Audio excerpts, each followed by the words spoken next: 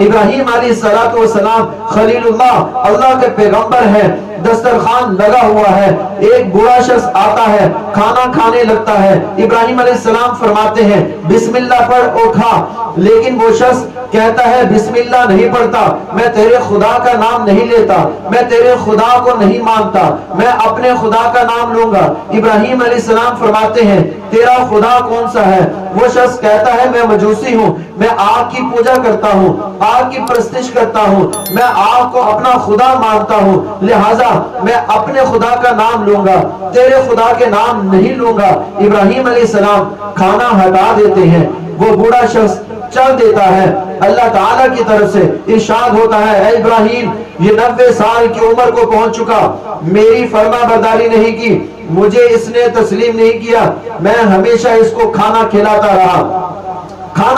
رہا، کبھی بھی میں نے اس کا کھانا بند نہیں کیا، آج تیرے واسطے بڑا ہے تو نے کھانا ہٹا دیا۔ ابراہیم علیہ السلام لپکتے ہیں، اس بوڑھے سے کہتے ہیں آئیے